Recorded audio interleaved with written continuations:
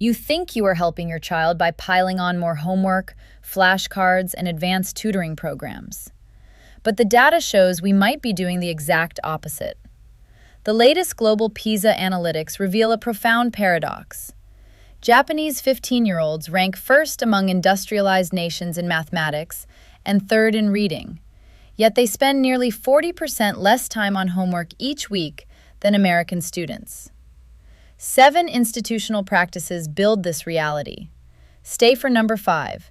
It is the one Japanese students do at the end of every single class period that Western students were never taught. Number 3 has a name in Japanese educational philosophy that will change how you think about mathematics forever. And number 7, I will save that for the end. It is the quietest on this list. And in Japan, it speaks the loudest. The secret isn't just a different teaching style, it's a completely different way of looking at what a school is for. Western education tries to force high performance from the outside, using extra content, constant standardized testing, and strict rules. Japan does the exact opposite. They structurally build student ownership, physical responsibility, and self-reflection directly into the daily school routine before a single lesson ever begins. 1. Soji, classroom cleaning. Western students routinely study in classrooms cleaned entirely by paid outsourced custodial staff, treating their physical environment as a service they consume. In Japanese elementary schools, students clean their own classrooms, scrub hallways, and wash toilets every afternoon for 20 minutes.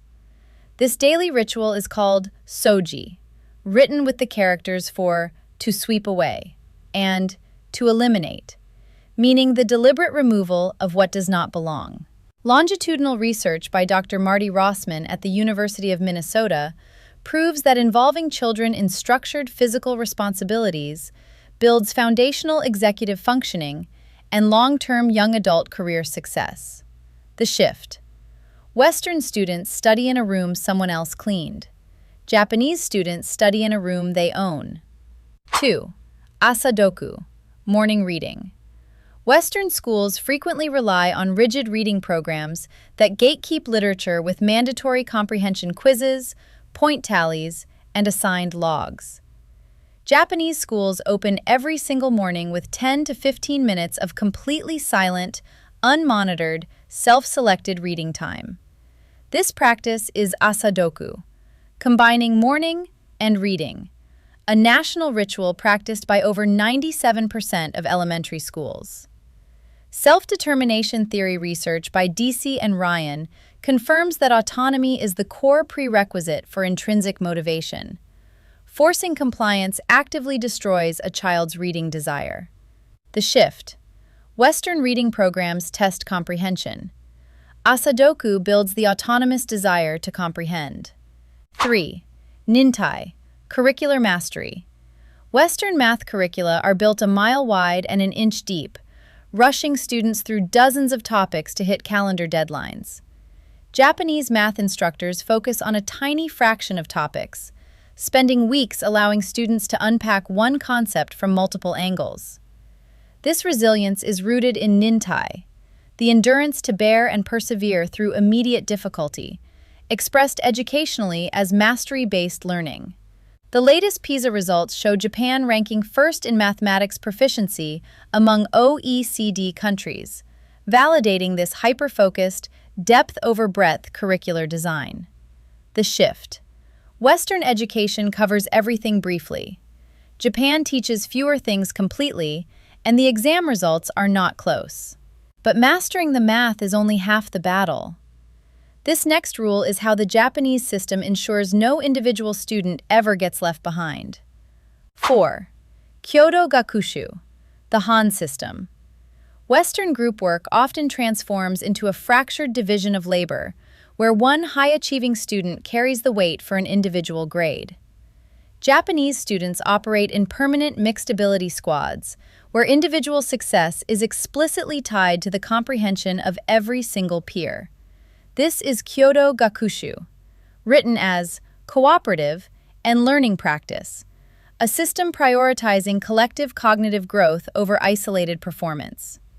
Educational meta-analyses confirm the protégé effect, demonstrating that explaining complex concepts to a peer produces significantly stronger neural retention than studying alone.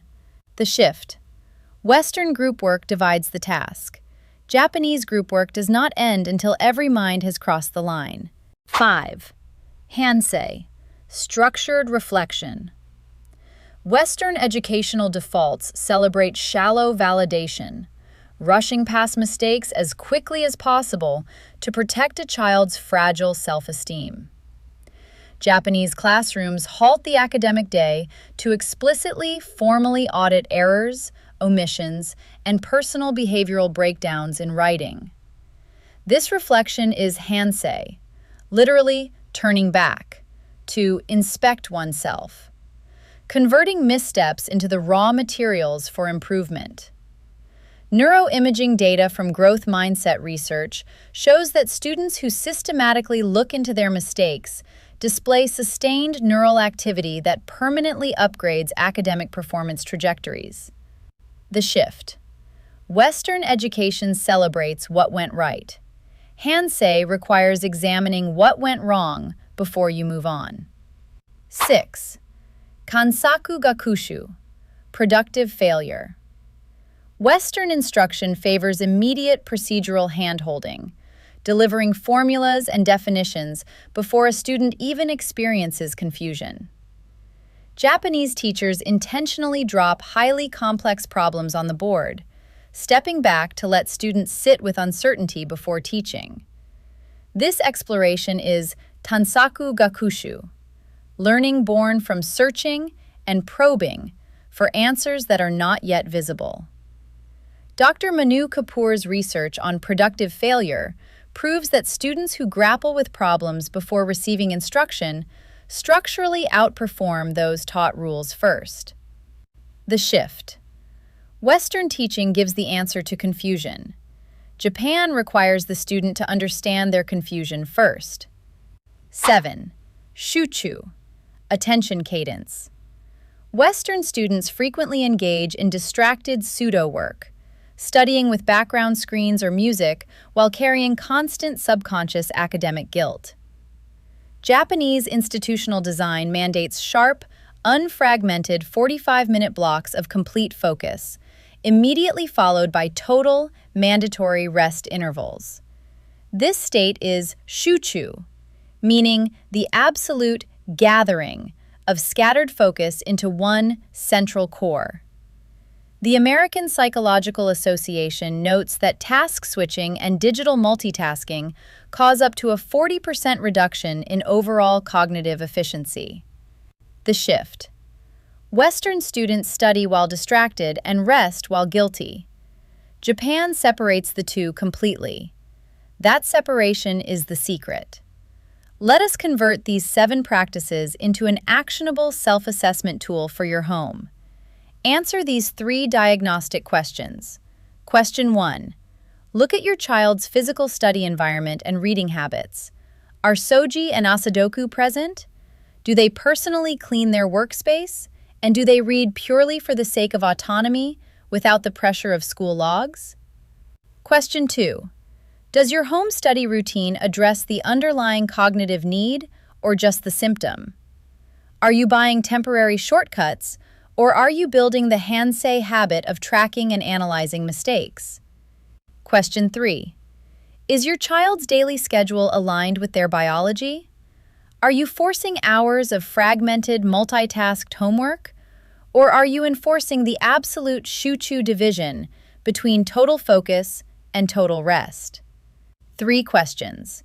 If any habit fails all 3, that is where to start. Not because you did something wrong, because now you know there is something better. By structuring daily life around student autonomy, deep physical stewardship, and metacognitive reflection, Japan proved that high academic performance does not require structural pressure. Japan did not build better study methods. Japan built a different understanding of what students are actually becoming. Every tool on this list was built to solve a problem. Japan asked why the problem existed. What you provide is an expression of what you believe your child actually needs. Japan believed something different, and the research keeps proving them right. Which number hit you hardest? Tell me the number in the comments. I read every one. If you want to understand how these concepts connect to deeper developmental forces, click the subscribe button and join us for the rest of the Yuki School series. See you in the next one!